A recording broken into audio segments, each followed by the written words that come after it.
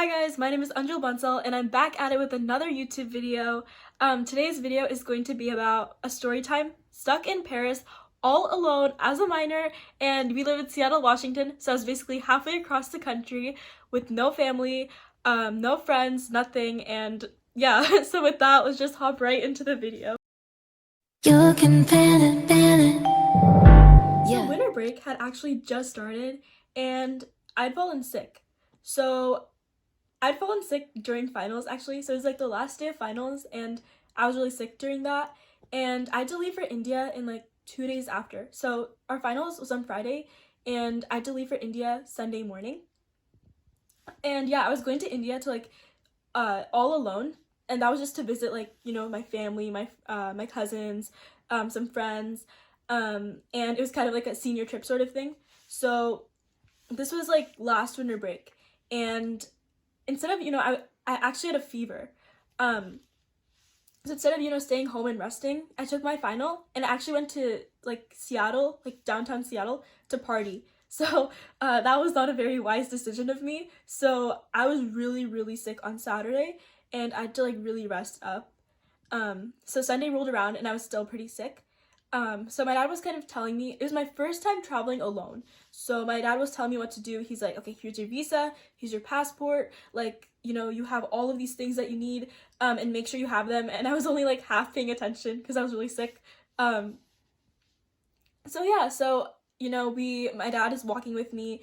We check in the luggage. We get to the gate and everything. And my dad's like, okay, you know what? Bye. Have fun in India. And so yeah, I'm all alone, and I make sure that I have, my passport and my boarding pass, because those are super important, right? So I had those, and the flight calls, and I get on the flight to Paris, France, because that's where our layover is. And this was like a morning flight, right? So when I arrived in Paris, I think it was like 10 o'clock my night, and it was like 8 a.m. in the morning, I think, something like that. But it was pretty late at night.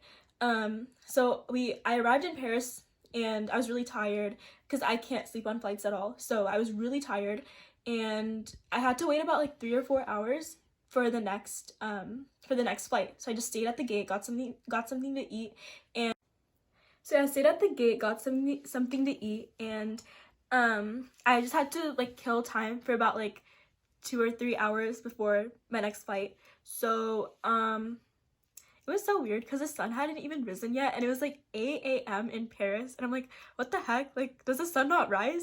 But that's a side note. So anyways, I get on the gate and it's time to board, and so I had my passport handy and I had my boarding pass handy, just like my dad told me. And I was really tired too, because now it was like around 12 or 1 my night, so I was like pretty tired, and I was also sick, right? So it's like, I need a lot of rest. So anyways, like I get on the flight, I get in the line, like the boarding line, and this guy's coming around to like check all of our materials. So he asked me, he's like, okay, do you have your passport? I show him my passport. Do you have your boarding pass? I show him my boarding pass. And he's like, do you have your OCI? And I was like, my what? And he's like, do you have your OCI? And I was like, come again? So I was so confused and I got really panicky because I'm like, oh my gosh, like what is this OCI that he's talking about? And apparently your OCI is your Indian visa. So I didn't have that, and I was like all alone. And so I had to call my dad, and I was like, Dad, this guy is asking for my OCI. Like, what is this? And my dad just like, what even is that? So my dad, I like he's like, please let me talk to this guy. So I give the security guard my phone. And my dad and him are just talking and literally arguing on the phone for like straight up like 15 minutes. And my dad's like yelling, like he's yelling, and everyone's like staring, and I'm just like, oh my god, like what is going on? And my like panicky self, I broke down, like I just start crying, and I'm just hyperventilating, and I'm just like, oh my god, what is going on? Like I need help, I need to fly, I need to go to India, I can't be all alone. And this other security guard comes and he's like, okay, now you have one of two options. You can either go home to Seattle, or you can wait here, apply for like an Indian visa, which will take like 3 to 4 days. And I was like, bruh, I can't stay here for 3 to 4 days, I have to get to India. And I was like, there's no way I'm gonna fly like 11 hours back just to get back home to Seattle. Like, no way I'm doing that, because that's just like, no. And I was like determined. I was like, I'm going to India.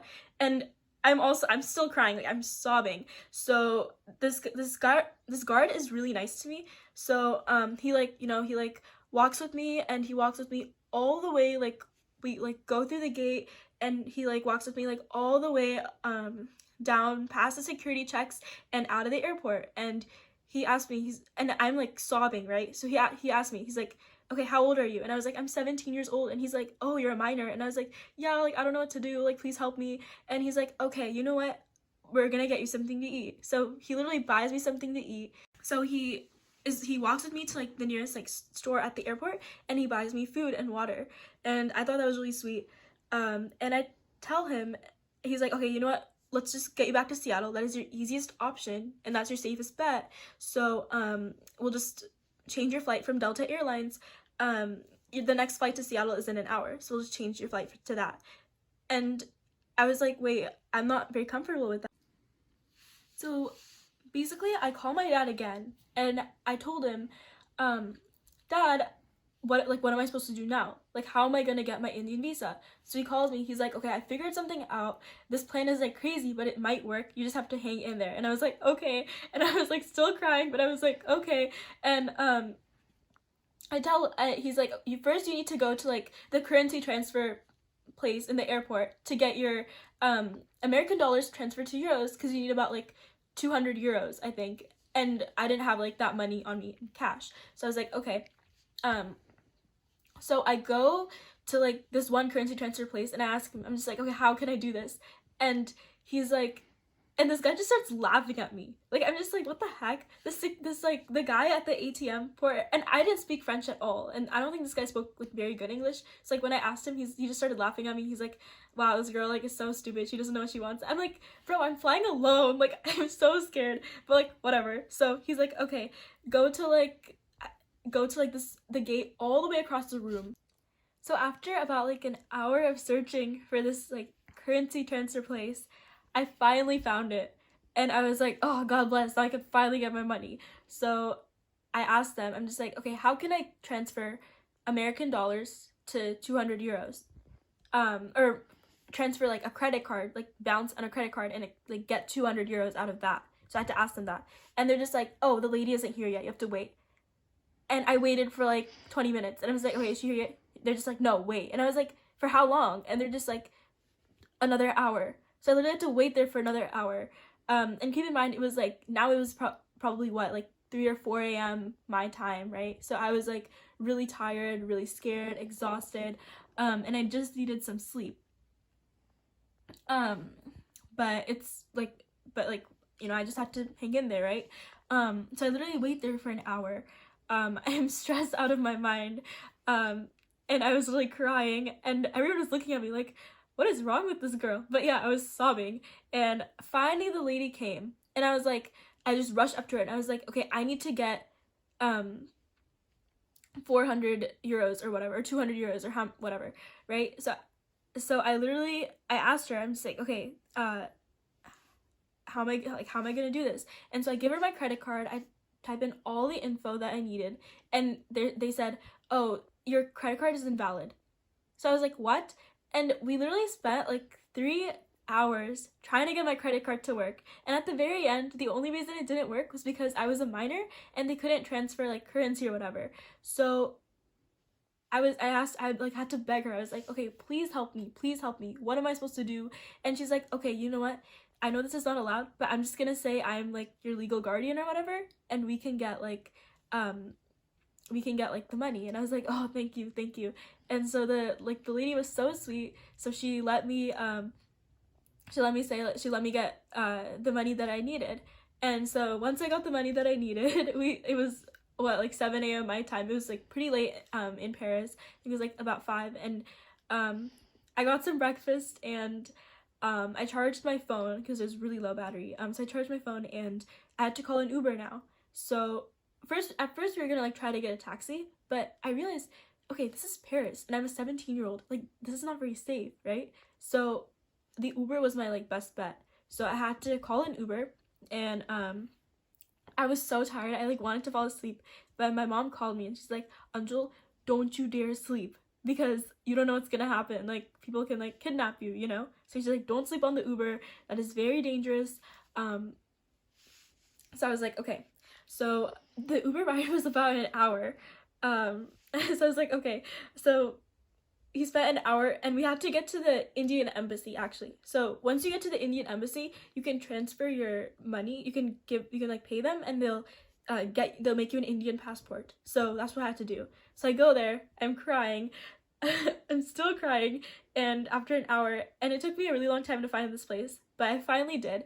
And they tell me, they're just like, why are you crying? Are you okay? And I was like, no, I don't know what to do. I need my Indian visa. I'm so tired. And they're just like, okay, sit down. And they gave me like tea and snacks, and they were really nice about it. And we took my passport photo. My passport photo was literally like me, like puffy eyed, like like me like that. Like, it was really funny. So they took my passport photo, and yeah, and so I finally got my Indian visa, and I was like, oh, thank God. And I felt so relieved, so happy. I was like, oh my gosh, I did it. I finally got my Indian visa. What the heck? And now I could fly to Mumbai and meet my family. And I was like, oh my gosh. So we had to go back. We had to go back and get a hotel too. So I had called another Uber. This Uber guy was not like, the first Uber guy was pretty friendly, but this Uber guy was a little bit sad. So this Uber driver is drooling in the car, and he's driving really like whack. I mean, people like drivers in Paris drive really whack, but this guy was driving extra whack. So I was a little bit like scared. So I FaceTimed my friend, and I was like, dude, this guy's like drooling, and he's driving really erratically, and also he kept playing this one French rave song over and over and over again. Like, he played it once, and I was like, okay, it's pretty good, and then he plays it again, and then he looks back at me like this, and he goes, hey. and then he plays it like one more time, and then he plays it again, and I was like, oh my God. So the entire night after this Uber ride, after this Uber ride, I had that French rave song stuck in my head because of the amount of times he played it. Yeah, so we end up getting to like the hotel, and I actually thought this guy was really funny. It was one of the best like Uber rides I've ever had, actually, because it was really funny.